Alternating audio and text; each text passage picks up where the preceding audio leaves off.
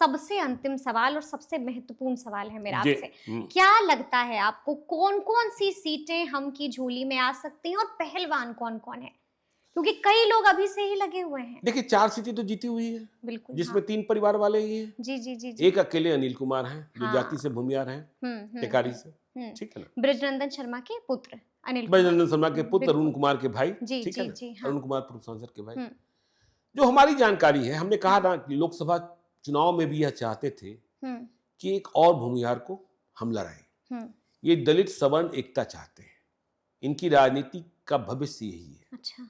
तो इन्होंने यह एक फैसला कर लिया है कि एक भूमिहार को और लड़ाएंगे। हम्म, यदि बल मिला, सीट मिली, तो 2 भूमिहार को और लड़ा सकते हैं। 2 भूमिहार को लड़ा सकते हैं। हाँ, जी। लेकिन एक को तो 2 कर देंगे, ठीक है ना। अब दूसरा नसीब वाला कौन होगा?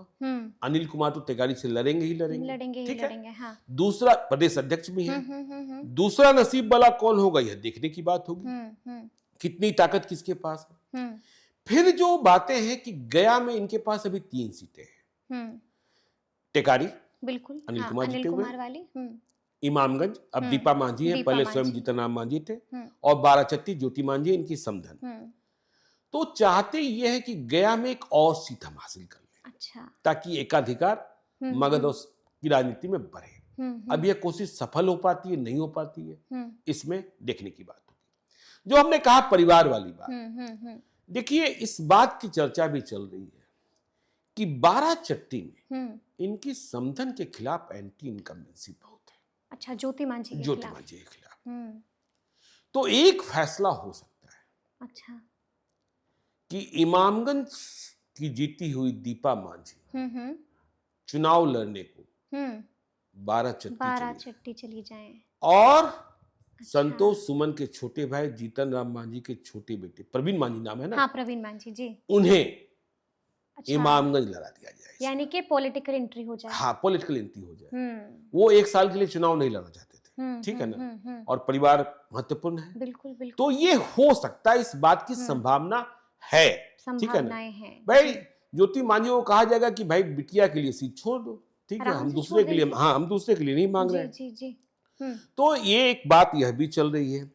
अब देखिए, अब कौन कौन लोग यहाँ कौन कौन महत्वपूर्ण है, इसे भी समझना होगा। बिल्कुल बिल्कुल। अब देखिए, जिन उम्मीदवारों की चर्चा चल रही है, जैसे देखिए अब अत्रि चलिए, अत्रि विधानसभा क्षेत्र, तो वहां श्याम सुंदर शरण तैयारी कर रहे हैं। अच्छा, प्रवक्ता, मुख्य प्रवक्ता, हाँ जी, ठीक है, ठीक है। कहा जा रहा है कि भाई कह दिया है संतोष सुमन ने और जीतन राम मांझी ने, और आप देखते ही हैं साय की तरह रहते हैं, बिल्कुल, हाँ, साय की तरह रहते हैं।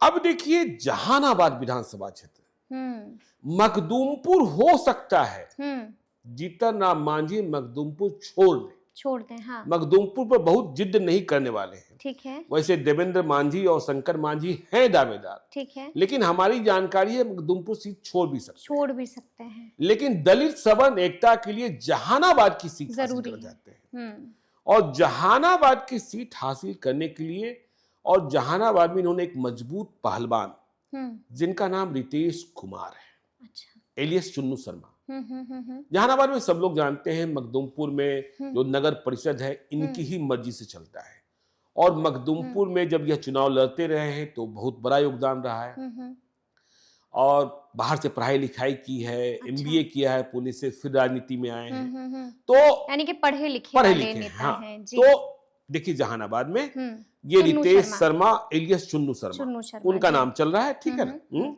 और भी कई नाम चलेंगे जब दलित सवर्ण एकता की बात होनी है। अब देखिए आगे हम कहें तो नाम चल रहा है जमालपुर से नीलेश सिंह का, अच्छा, जी, हम पार्टी से, ठीक है, ये दावेदारी कर रहे हैं, जमालपुर सीट, नीलेश सिंह शायद जाति से कुर्मी है, ठीक है।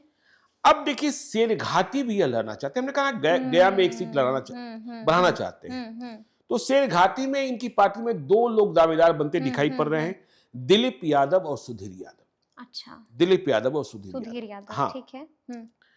अब देखिए वीरेंद्र सिंह है, मजबूत आदमी, जी जी, ठीक है ना, हाँ, ठीक है, और लंबे अरसे से इनके साथ हैं जहानाबाद के रहने वाले, ठीक है, और इनका जो रिश्ता है वह भी बहुत मजबूत परिवार से है, इनके बारे में चर्चा ये है कि ये रफीगंज या औरंगाबाद से चुनाव लड़ना चाहते हैं और जीतन राम मांझी ने कुछ आश्वासन देकर रखा है। लेकिन इसी रफीगंज औरंगाबाद में एक दूसरे कमलेश सिंह का भी नाम चल रहा है। अच्छा। ठीक है। अब देखिए कस्बा में शैलेंद्र यादव, नहीं माफ कीजिएगा, राजेंद्र यादव के नाम की चर्चा हो रही है।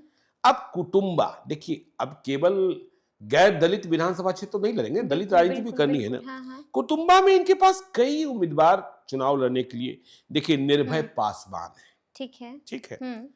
अब यहाँ श्रवण भुइयां भी आ जा रहे हैं, विश्व रंजन पासवान भी आ जा रहे हैं। ठीक है। ललन भुइयां को भी हम पार्टी में आते जाते देखा जा रहा है, जो जेडीयू के हैं।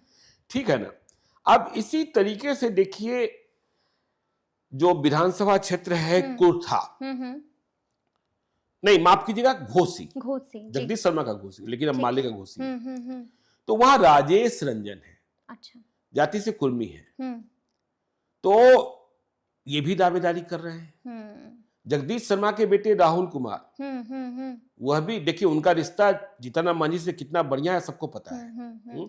और राहुल कुमार बगैर घोसी लड़े मानेंगे नहीं। बिल्कुल। जेडीयू से रिश्ता बिगड़ा बना, यह सब जानते ही जानते हैं। तो इस तरीके से जैसे सिकंदरा में प्रफुल्ल मांझी हैं ही, टेकारी में अनिल कुमार हैं, अलौली पर नजर है। अलौली पर भी हाँ, खगड़िया में अलौली पर जी, नजर जी, है। जी। अब यह सीट तो देखिए चिराग पासवान भी लेना चाहेंगे। पशुपति पारस की भी निगाहें हैं। पशुपति पारस ठीक है। पशुपति पारस तो महागठबंधन का हिस्सा ही होंगे लगता है। तो अलौली की सीट देखिए रामविलास पासवान का तो बिल्कुल वो गृह क्षेत्र है ना। तो वहां इनके पास कोई रविंद्र मांझी करके उम्मीदवार है। तो उम्मीदवारों की संख्या कम नहीं होनी।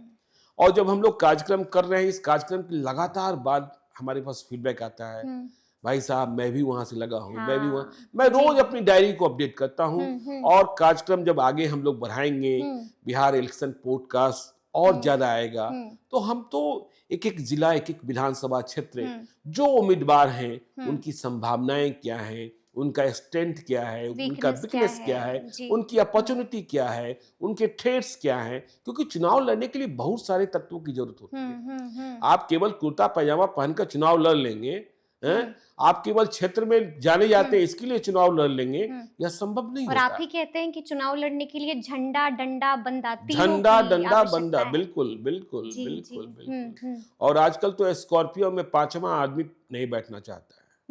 हाँ, पीछे वाली सीट पर कोई बैठना नहीं चाहता। बिल्कुल बिल्कुल बिल्कुल। हाँ, तो माल जाल भी पूरा चाहिए। तो ये स्थिति है। तो चलिए अब देखना होगा कि आगे आगे क्या कुछ होता है। तो इसी तरह से बात निकलती जाएगी और इसी तरह से बात जो है वो दूर तलक जाती भी जाएगी। तो फिर ये पूरी बातचीत और ये पूरा पॉडकास्ट आपको कैसा लगा है, कमेंट करके हमें जरूर बताइएगा। तो ऐसे तमाम अपडेट्स के लिए